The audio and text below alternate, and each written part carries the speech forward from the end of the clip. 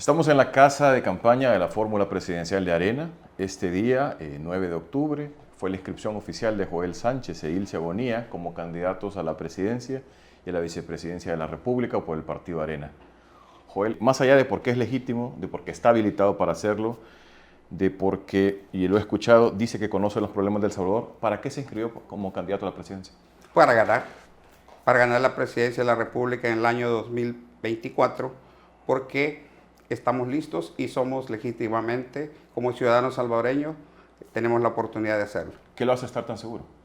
Porque conozco el país, nací aquí, he trabajado en los últimos 22 años en el país, conozco todas las instituciones gubernamentales, sé cómo han funcionado, he trabajado con otros gobiernos, así es que estamos listos. En algunos videos, usted ha dicho que prometió luchar junto con la sociedad civil. ¿De qué sociedad civil estamos hablando? La sociedad civil salvadoreña y los sectores sociales. Recordémonos que civiles somos todos aquellos que no tenemos ninguna participación política y que pertenecemos en algún punto pues, a la sociedad misma y en este caso El Salvador. Se lo pregunto, Joel, porque en algún momento, cuando usted fue anunciado por movimientos de sociedad civil y posteriormente salió ya con la bandera del Partido Arena, y hubo parte de ese movimiento civil que no se sintió representado por esa decisión.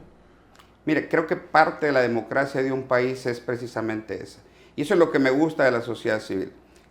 Cuando tenemos democracia tenemos la oportunidad de estar a favor o en contra, y en el caso de la resistencia ciudadana, que le aglutina varios segmentos de sociedad civil con diferentes ideologías, pues es muy normal que suceda esto. Así que, pero en realidad estamos muy juntos, estamos muy unidos porque tenemos un solo propósito: buscar la presidencia en el 2024.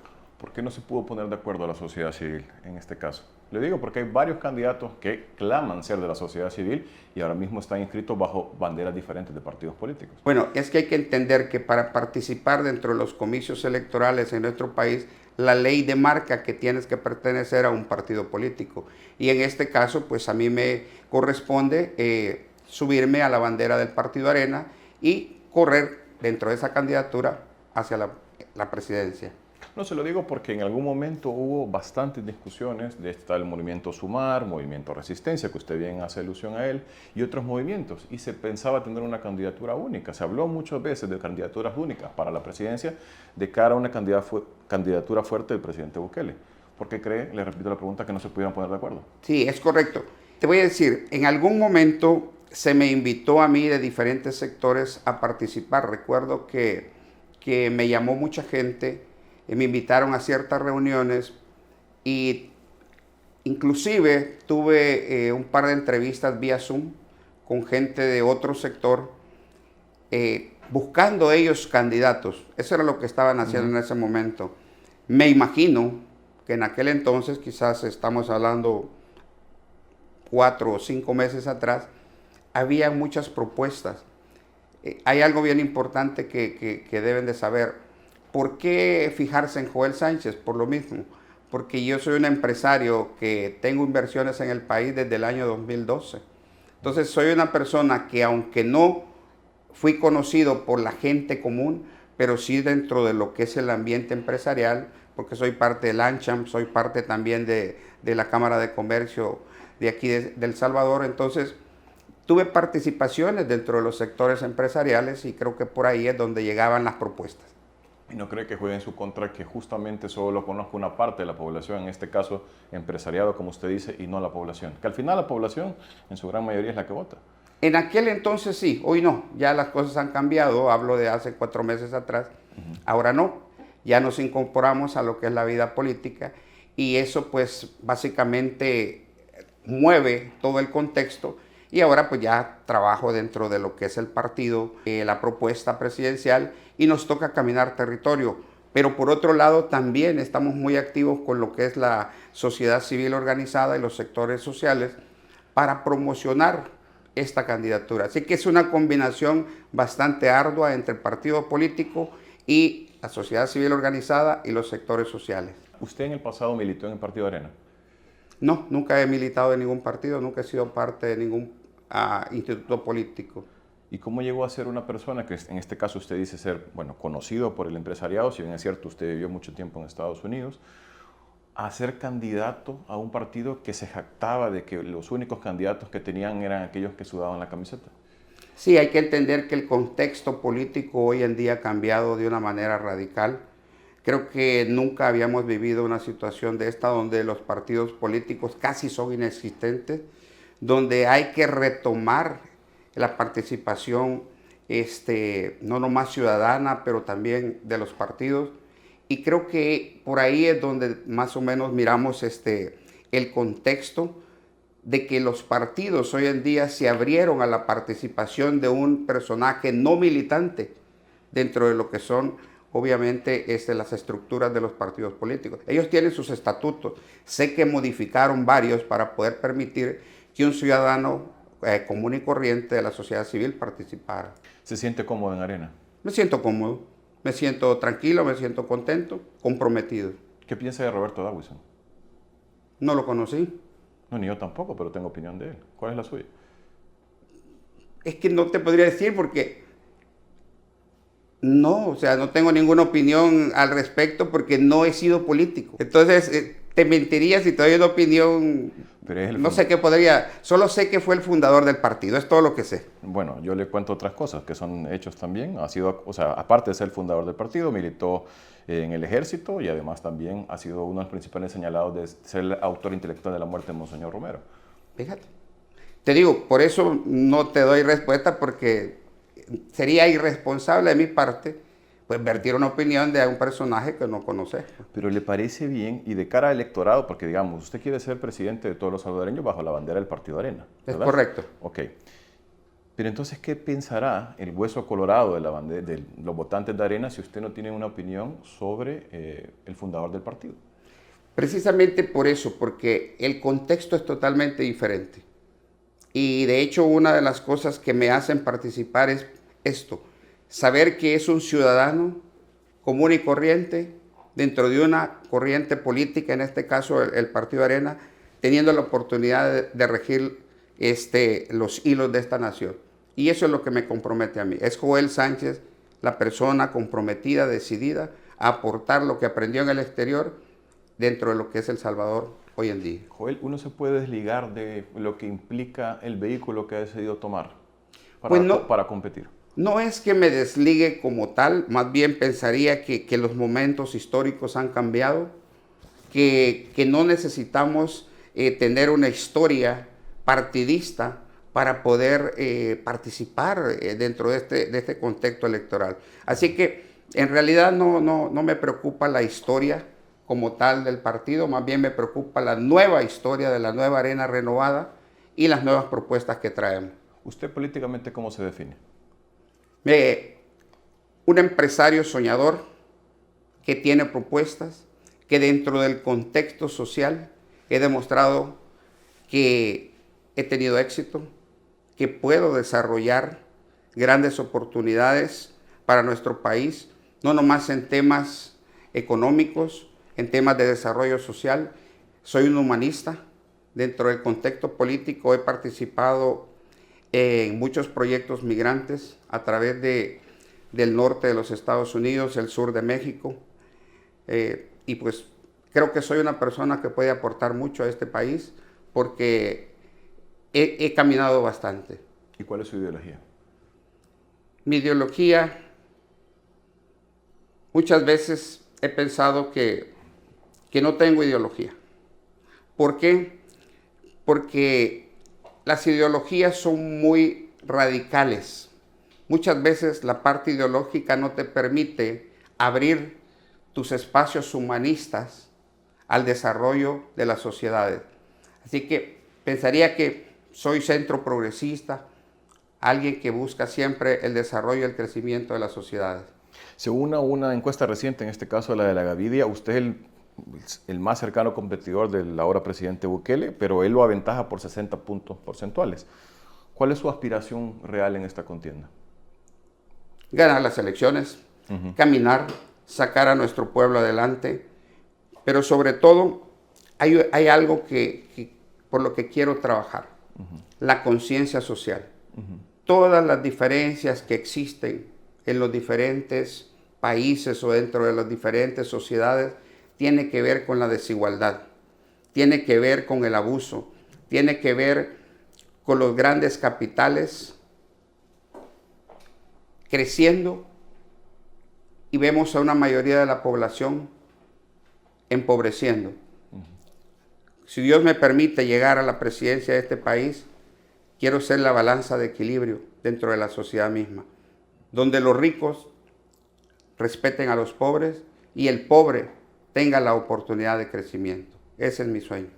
Si el presidente Bukele gana la presidencia el año que viene, ¿usted lo llamaría para conceder la derrota o cree que ese triunfo sería ilegítimo? Creo que es muy importante entender que dentro de nuestro contexto de república existe algo que se llama la Constitución. Y cuando hablamos de la Constitución, hablamos de la Carta Magna, la que rige el comportamiento de los ciudadanos y que las instituciones debemos llevar a cabo de manera respetuosa, porque eso demarca la ley y el apego al derecho. Y en este caso, pues creo que hay un gran problema de constitucionalidad que debemos esperar qué es lo que sigue. O sea, la candidatura del presidente Bukele es evidentemente ilegal, digo, es contra la Constitución, como usted dice. ¿Por qué participar entonces en unas elecciones donde hay un candidato que abiertamente no respeta la Bueno, nosotros participamos porque nosotros sí somos legales, porque somos ciudadanos que dentro de un contexto electoral como lo es hoy en día y democrático, tenemos la oportunidad de participar y lo hacemos apegado a derecho, porque la Constitución nos permite como ciudadanos participar y yo tengo la legalidad para hacerlo. No, usted sí, yo me refería al presidente Bukele y sin embargo las elecciones se realizarán. ¿Usted cree que el Tribunal Supremo Electoral vaya a tener algún tipo de intervención para que el señor Bukele no compita?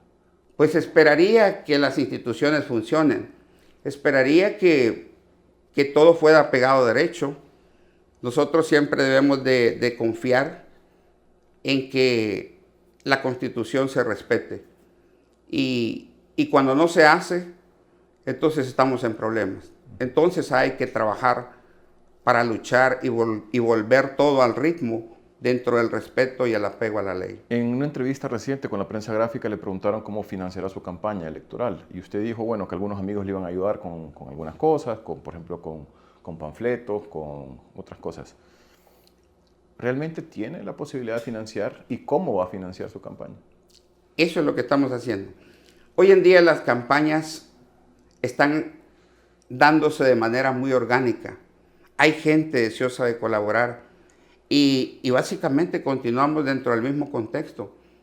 Aportaciones propias, aportaciones de amigos a través de insumos que necesitamos, camisetas, calendarios. Hoy precisamente me regalaron 2.500 gorras. Entonces, creo que eso es parte de la fiesta democrática. Y vemos gente entusiasmada a apoyar y a tirar campañas más limpias, no campañas tan dadas a corrupción. Nosotros llevamos una campaña muy orgánica y un orden contable bastante minucioso.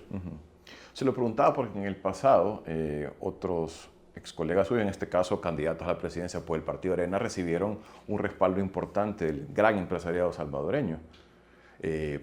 Para ponerle un ejemplo, la candidatura del ex candidato Calleja recibió millones de dólares de la familia Calleja. En este caso, el empresariado salvadoreño, el gran empresariado, lo está apoyando. Creo que el contexto ha cambiado.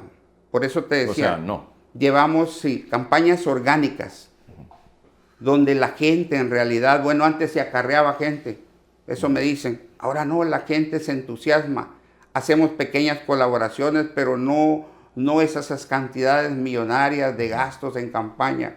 No, al contrario, la gente está participando porque busca un cambio y eso es importante. Si tuviera que decir una gran propuesta suya para los salvadoreños, ¿cuál sería? Si le tocara escoger una, me imagino que tendrá muchas, pero si tocara la imprescindible de Joel Sánchez, ¿cuál sería? Me interesa mucho la educación. Obviamente la economía. Pero como me pediste una, te digo la educación. ¿Por qué es importante? Porque la educación demarca el porvenir y la concientización de los pueblos. Cuando las personas que pertenecemos a una región nos educamos, crecemos intelectualmente, crecemos técnicamente, podemos visualizar y no nomás verlo, pero podemos desarrollar un devenir para generaciones futuras. Si no nos preparamos, por más que llegue el progreso a nosotros, va a ser muy difícil poder ingresar dentro de las filas del desarrollo y lograr ser países de vanguardia, ser países emergentes. Bueno, pero decir educación es un poco intangible. ¿Qué concreto en la educación? O sea, ¿a qué se compromete en concreto en la educación? He trabajado muy de cerca con varias universidades, tanto en México como Estados Unidos.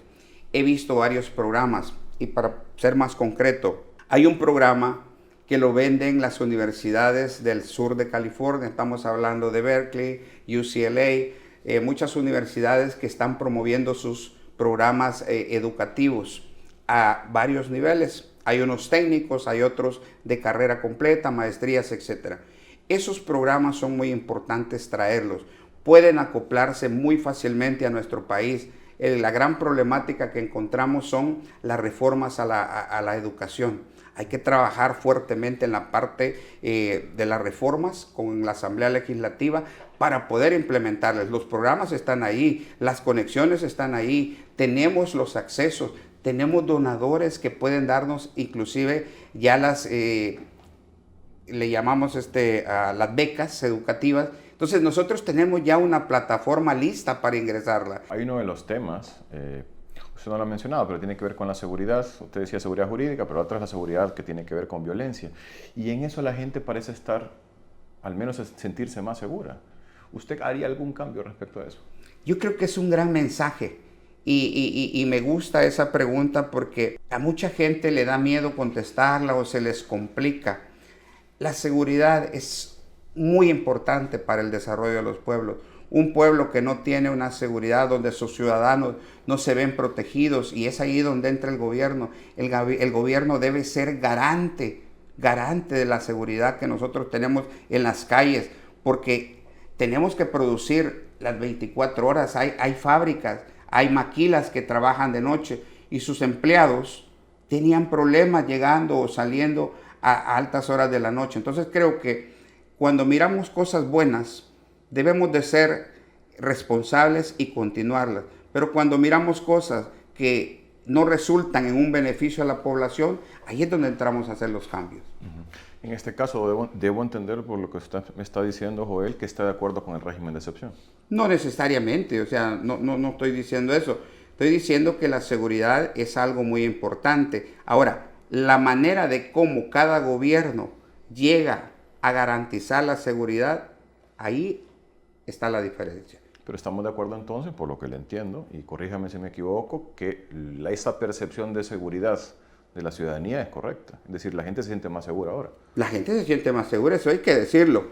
Pero que nosotros como ciudadanos que no cometemos ningún crimen, también miramos la otra parte de lo que es el régimen de excepción, donde nos vemos afectados en nuestros derechos civiles. Eso también preocupa. Pero entonces, ¿cómo hacerlo? Se lo pregunto porque, vaya, el partido que ahora usted forma parte, hace 20 años apostó por algo similar. Es decir, las políticas de mano dura, super mano dura, fueron herencia de Arena. El FMLN también hizo algo similar y el gobierno actual ha hecho como un pasito más violando derechos humanos. Es decir, era la única manera de hacerlo. Es muy interesante entender que para lograr la seguridad de los ciudadanos se deben crear leyes que funcionen, número uno. El problema es cuando no hay una voluntad política de crear organismos especializados que puedan garantizar el apego a derecho, el respeto a la ley, que las instituciones funcionen, que la Fiscalía General de la República funcione, que los jueces funcionen. Tengo entendido que aquí tenemos una ley terrorista. ¿Por qué no aplicar la ley terrorista de manera directa a estos terroristas, a esta gente que aterroriza a nuestro pueblo? Pero la voluntad aquí probablemente sea política. Y por eso es que se lleva a cabo otro mecanismo que no es el correcto o no es el más óptimo. En el caso mío, yo voy a trabajar precisamente para robustecer las instituciones. La Fiscalía General de la República, que persigue el delito. Los jueces especializados dentro de las leyes que se requieren para que el resto de la población no sea agredida dentro del proceso de imposición de la ley. Porque ahí hay mucha gente que es inocente y esa gente no tiene por qué estar pagando porque exista un régimen de excepción o una interpretación de la ley o porque se quiere llevar a cabo de esa manera. Así que creo que cuando hay voluntad las cosas se pueden hacer bien. O cuando uno controla todas las esferas del Estado, como pasa en la actualidad. Por eso mismo digo, en el caso de la manera como se hace, es indudable que hay una orden lineal para hacer las cosas. Usted viene de la diáspora, Joel. Dice que ha vivido más de 30 años fuera de El Salvador, en Estados Unidos concretamente, ¿verdad? Y es un grupo al que el oficialismo le está apostando bastante fuerte. ¿Por qué cree que haya habido una aparente conexión entre nuevas ideas que le está hablando permanentemente a la diáspora? ¿Por qué ha habido esa aparente conexión entre ellos y la diáspora? De los hermanos lejanos. Sí. Ya me regañaron. No nos gusta que nos digan la diáspora. Okay. Creo que esos desaciertos de los gobiernos anteriores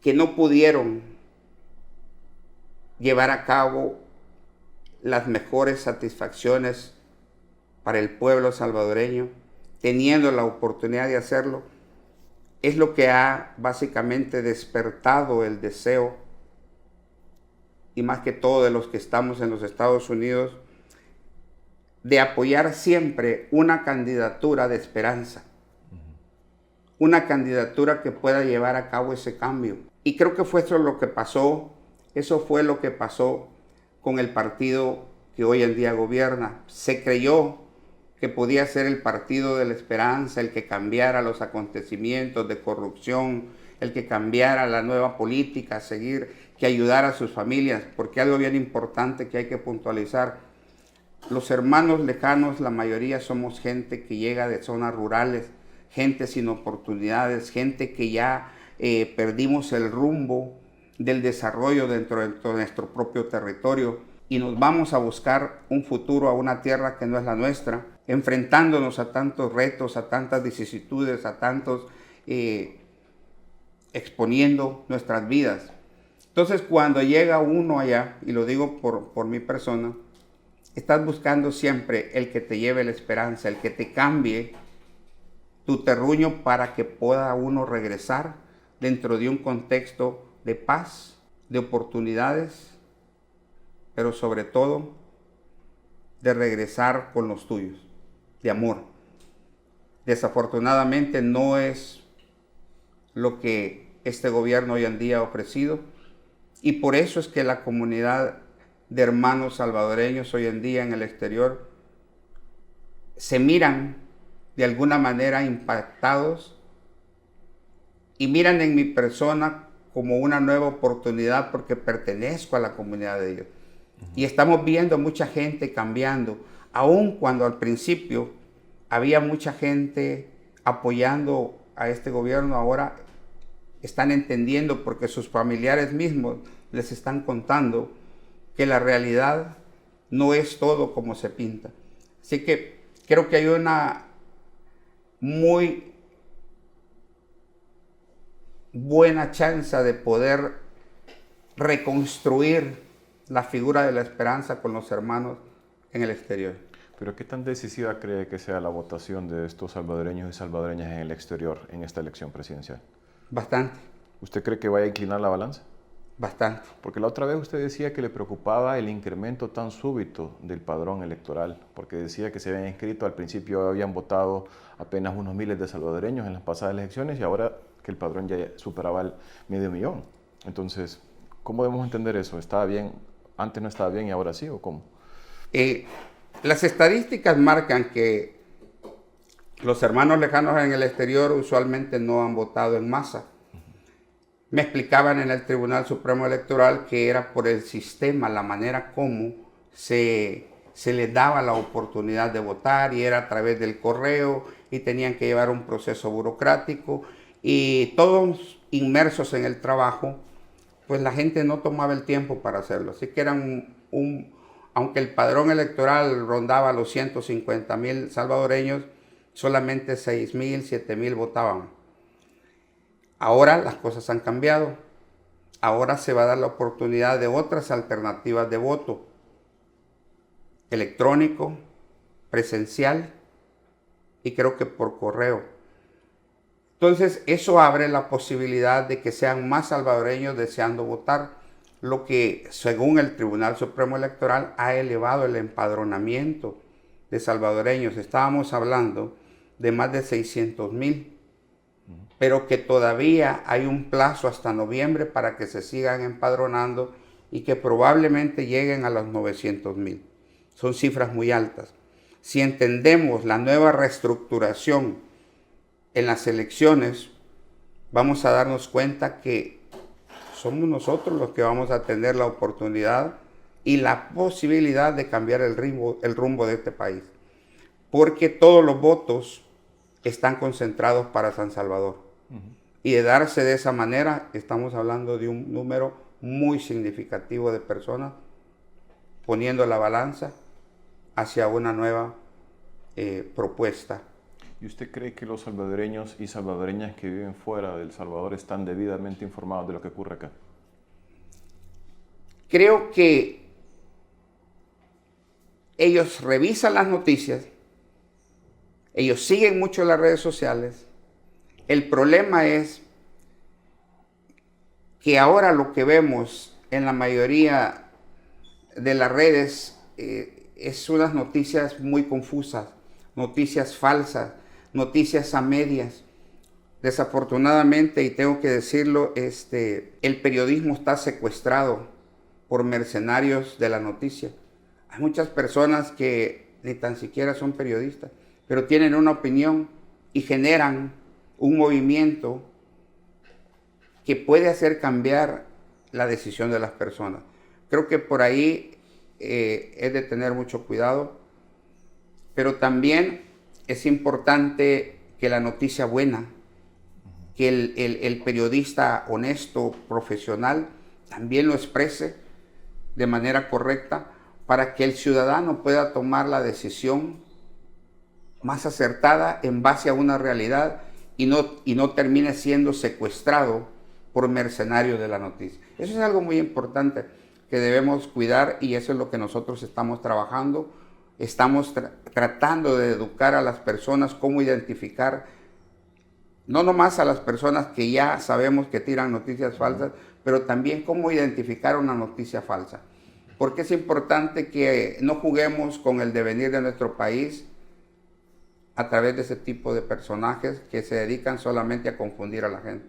Pues si lo logran, nos da el tip para hacerlo, para que la gente vea cosas que no son falsas, porque nos interesa también. ¿Qué va a ser más importante, la campaña dentro de El Salvador o fuera? Ambas. Al principio pensé que podría ser más decisivo en El Salvador, pero viendo ya el nuevo contexto, el nuevo diagrama de cómo se han planteado, porque han habido muchos cambios, la contienda de las elecciones electorales, creo que no es de descuidar todo el voto en el exterior, porque va a ser muy importante y quizás más importante que el voto dentro del territorio, por la manera como se van a repartir los votos. Así que nosotros tenemos una campaña muy intensa, muy fuerte, con todas las comunidades en los Estados Unidos para concientizar nuestra propuesta, porque para mí no se trata de convencer, se trata de concientizar a mi pueblo cuál es la mejor opción. ¿Cómo hacerle ver al pueblo que usted es la mejor opción si representa a un partido que durante los tiempos que gobernó no generó un modelo inclusivo y que la no generación de ese modelo inclusivo hizo que miles de salvadoreños emigraran fuera? Entiendo que muchas personas están molestas con los partidos políticos y eso Yo estoy de acuerdo. Los partidos políticos en realidad le quedaron debiendo mucho a la población salvadoreña. Pero es ahí la importancia de que Joel viene de la sociedad civil, sin pasado político, sin haber sido parte ni de Arena, ni del Frente, ni de ningún partido político. Y eso me da la oportunidad de ser auténtico para mi pueblo. Eso me abre la oportunidad de que ellos vean en mí no a un político, sino a un hombre normal, común y corriente, que puede cambiar el rumbo real para nuestro pueblo. Usted que dice, Joel, que no tuvo pasado político, eso lo puedo entender, que nunca ha estado afiliado a ningún partido político. Nunca. Pero ha sido simpatizante. No sé, le pregunto, porque estuve viendo en redes sociales una foto que circulaba, y solo quería saber si era usted, apoyando el Movimiento Unidad, una coalición de Gana, PCN, PDC, que impulsó la candidatura presidencial del expresidente Saca. ¿Es usted? Sí. Me gusta que lo dijiste muy bien. Un movimiento ciudadano. Era otro movimiento ciudadano. Sí. Yo siempre he participado como ciudadano en movimientos civiles, en la búsqueda de aportar a nuestro país. Pero no desde una trinchera partidista, no desde una trinchera institucional que yo tenga que ponerme una bandera, este es el partido X. Eso era un movimiento social, civil. Aquí andaba la cara de Tony Saca. ¿Por qué apoyar a Tony Saca, por ejemplo? No lo sé, era en el momento, o sea, era el movimiento que existía, era el único movimiento de sociedad civil. Ok. Me gustaría, antes de terminar, preguntarle, porque ahora mismo la principal preocupación de los salvadoreños y las salvadoreñas no tiene que ver con la seguridad, porque aparentemente está solucionado ese tema, sino que tiene que ver con la economía. Antes le pregunté y usted me dijo, porque le estaba preguntando solo un aspecto de su campaña, pero me gustaría saber, dada que la economía es la principal preocupación de los salvadoreños y salvadoreñas ahora mismo, ¿cuál es su propuesta en ese sentido para dinamizarla? Sin duda, cualquier país que no tiene un desarrollo es porque sus finanzas y sus inversiones no andan bien. Y si miramos las estadísticas de crecimiento en la región centroamericana, estamos en el último lugar. Aún cuando estamos dolarizados. Ojo, eso es muy importante, porque un país dolarizado es un país muy atractivo para la inversión. Es un país donde cualquier empresario quiere llegar a invertir por una simple razón, y lo digo como empresario. No hay conversión de moneda. Tus cuentas son muy rápidas. Porque dólar es dólar, y dólar es la moneda que básicamente mueve las divisas en cualquier lugar del mundo. Entonces, ¿qué hay que hacer? Primero, necesitamos seguridad jurídica. Las grandes empresas no van a venir a invertir de manera seria si no tienen ellos una seguridad jurídica que les permita trabajar en paz, trabajar con apego a derecho en sus inversiones. Porque si tenemos leyes de expropiación, si tenemos leyes tan